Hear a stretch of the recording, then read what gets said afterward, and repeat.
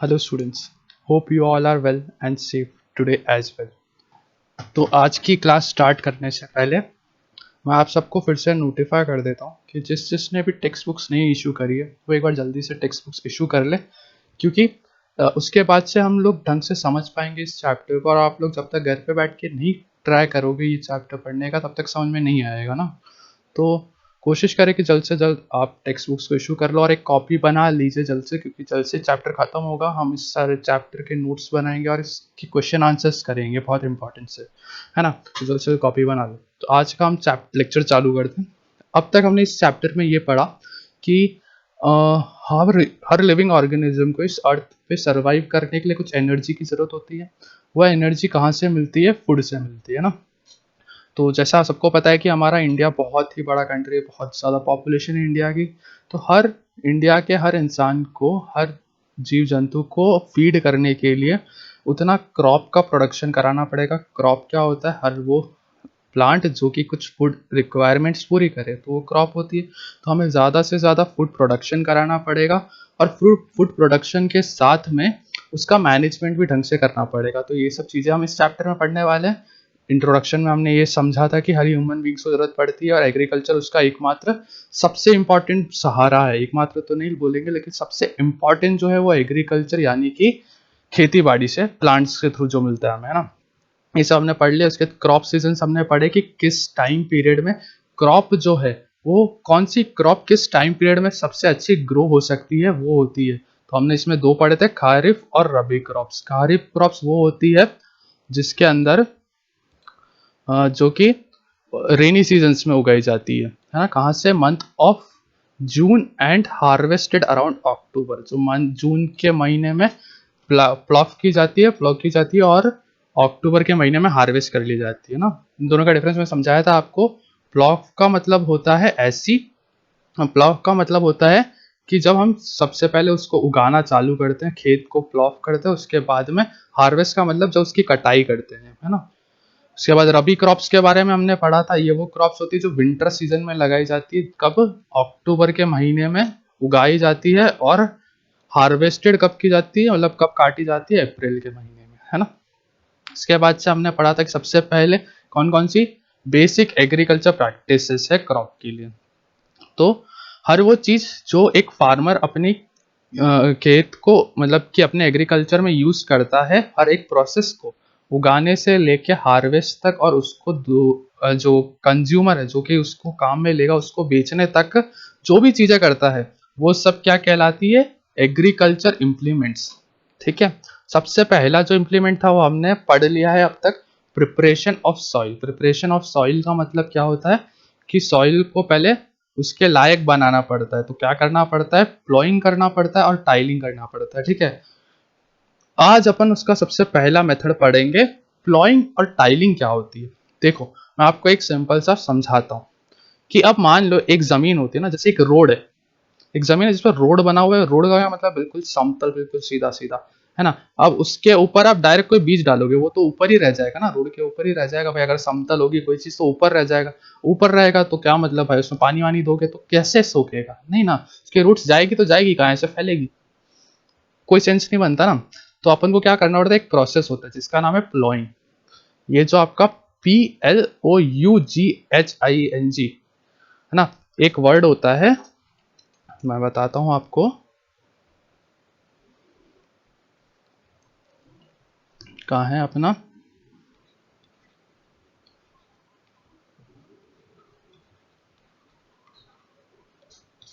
Plough, इसको बोलते हैं प्लॉ, है ना। प्लग प्लग कुछ नहीं बोलते, इसको बोलते हैं प्लॉ, बोलते हैं ना।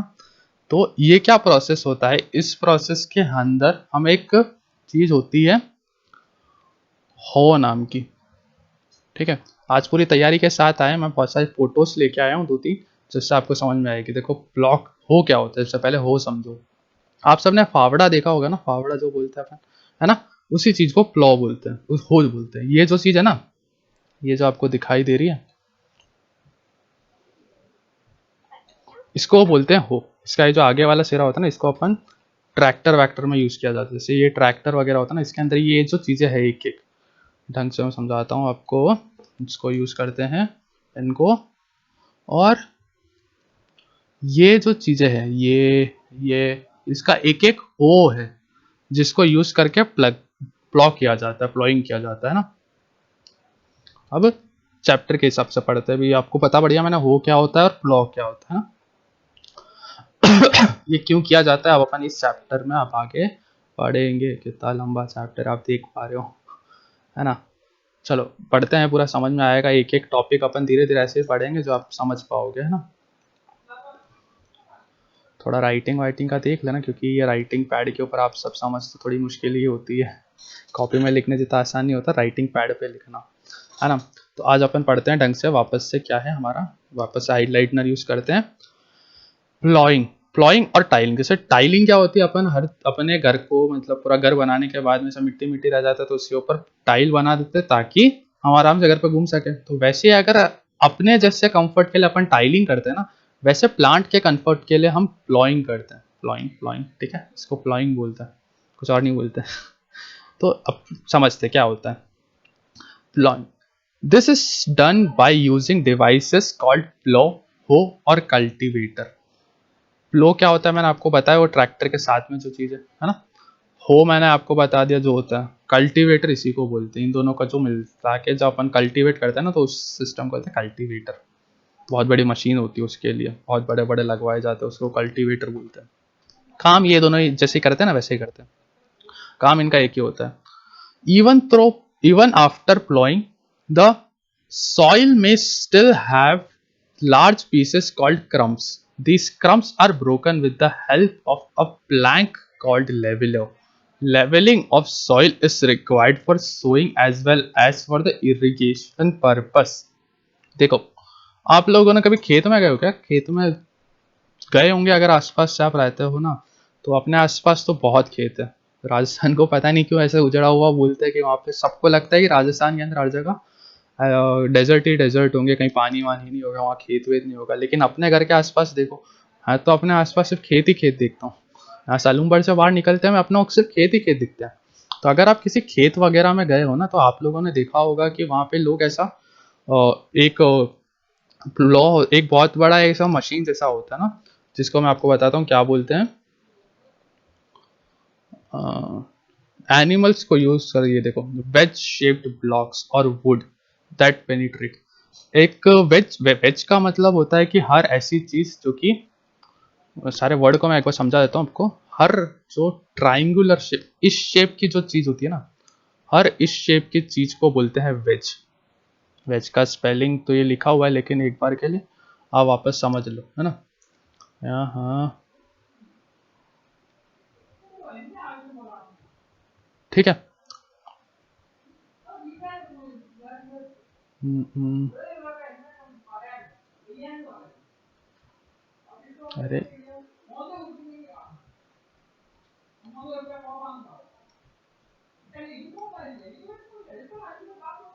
अरे सॉरी सॉरी, थोड़ा बहुत ऐसा गड़बड़ हो जाता है, लेकिन थोड़ा माफ करियो। हाँ, लेकिन अपन समझते हैं ना, मैं आपको एक एक वर्ड समझा रहा हूँ ना। तो ये ऐसा हर वो चीज जो कि इस शेप में होती है, इसे बोलते हैं वेज, है ना।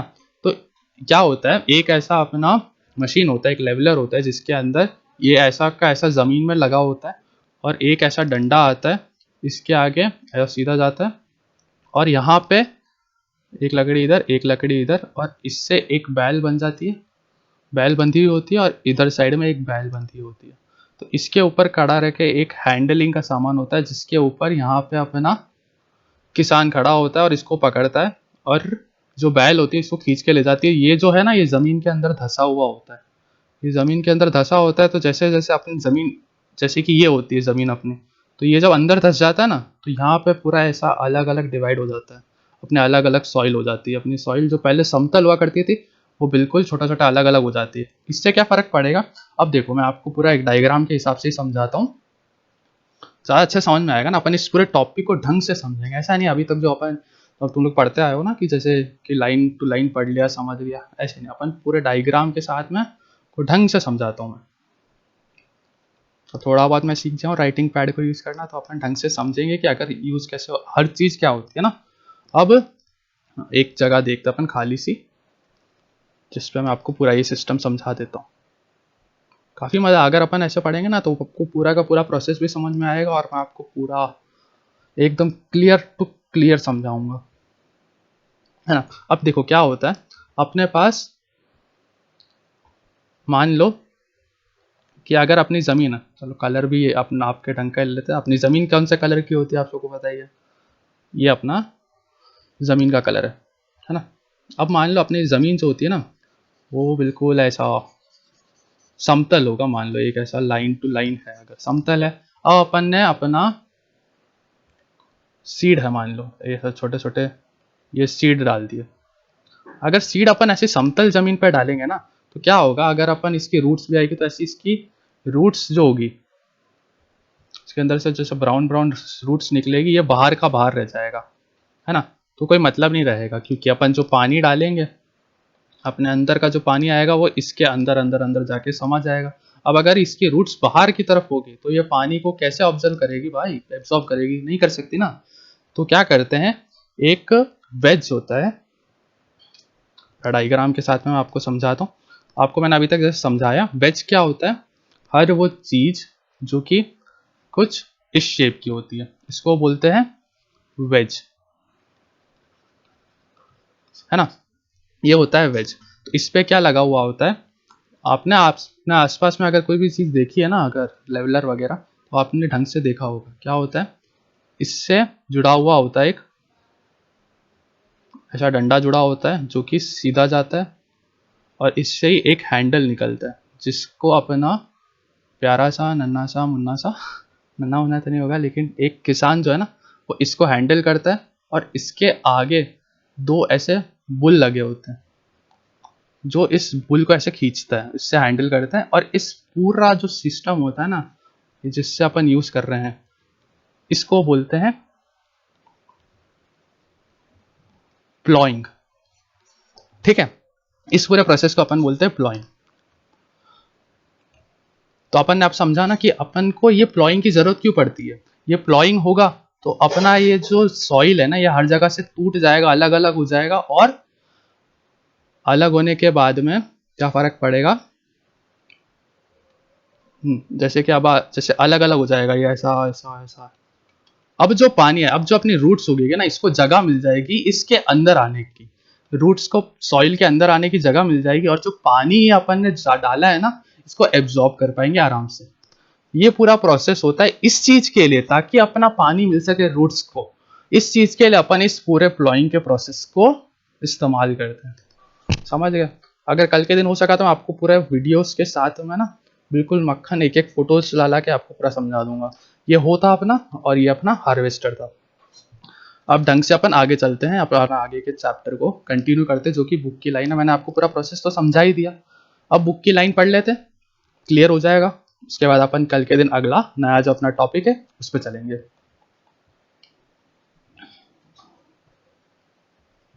हाँ तो कहाँ थे अपन, ploughing is done either manually animals, जैसा मैंने आपको समझाया प्लग को वुडन एज को यूज करके अपन ऐसा ये जो बता रखा है ना इस बंदे को जैसे यूज कर रहा है ऐसे अपन मैन्युअली कर सकते हैं, या फिर in many villages even now this traditional method of ploughing is prevalent. Prevalent का मतलब होता है कि जो काफी है, मतलब इससे ये लोग कर सकते हैं, इतनी सी जगह होती है कि ये लोग इसी से काम चला लेते हैं काफी विलेजेस में।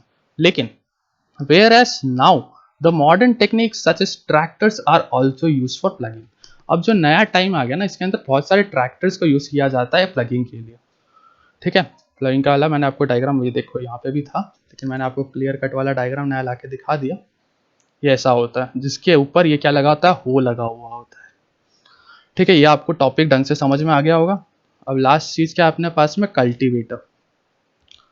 These days, in large fields, plowing is done by cultivators driven by tractors. It saves time and labor. Leveler is a large piece of wooden plank which can also be driven by animals or tractors. ठीक है, दो चीजें हैं cultivator और leveller. Cultivator अपना वही काम करता है, प्लॉइंग का काम ही करता है, लेकिन क्या होता है बहुत बड़ा एरिया जो होता है ना, बहुत बड़ा एरिया, मान लो एक बहुत ही बड़ी जमीन है अपने पास में, अब उसको अपन को प्लॉइंग करना है। तो अगर अपन बैलों को यूज करेंगे तो भाई अपने को हफ्ता दो हफ्ता महीना भर तो भाई इसी में निकल जाएगा। अगर इसी में निकाल दिया तो अपना खरीफ क्रॉप का तो टाइम ही निकल गया। अपन प्लॉइंग करते रहे अपना सीजन चला गया।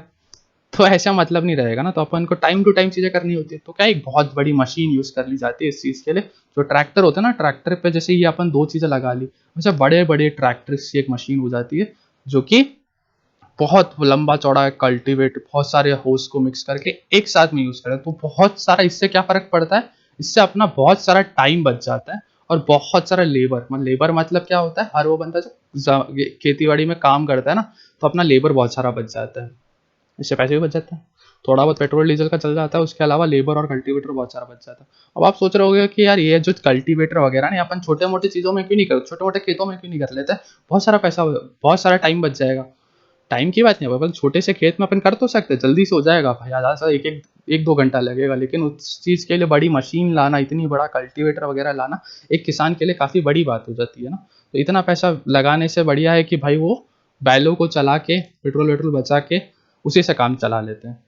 ये था कल्टीवेटर का काम। अब है लेवलर। लेवलर नाम की क्या चीज़ होती है, ये जो दिखा रखा है ये है एक लेवलर, जिस जो क्या काम आता है, जब अपन काट देता है ना, तो ये प्लाइंग करने के बाद में बहुत सारी ऐसी जगह होती है जहाँ बहुत बड़ा खड्डा होता है, इतना बड़ा खड्डा हो जाता है कि किसान गिर जाता है उसमें, सीड बोने जाता है वो खुद गिर जाता है अंदर, है ना। तो ये सब ना होने के लिए लेवलर को यूज किया जाता है। लेवलर क्या, जो अपने खड्डे वगैरह होते हैं ना, उसको ऐसा बराबर समतल सा करते हैं जहाँ हर जगह एक जैसा खड्डे बने, एक जैसी चीजें बने जिसके अंदर अपन सीड्स को ग्रो करें। तो ये होती है अपनी लेवलर। ठीक है, कल्टीवेटर समझ गए, लेवलर समझ गए, प्लॉइंग क्या होता है, वुडन वेज क्या होता है समझ गए, वो क्या होता है, हर चीज समझ गए, है ना। तो अपना ये वाला टॉपिक अपन ने बहुत ढंग से क्लियर कर लिया। अब जो अपना टॉपिक होगा वो अपन कल के लेक्चर में ढंग से पढ़ेंगे और समझेंगे उसको। तो आज के लिए अपन यहाँ खत्म करते हैं, कल मिलते हैं। Take care, goodbye, thank you.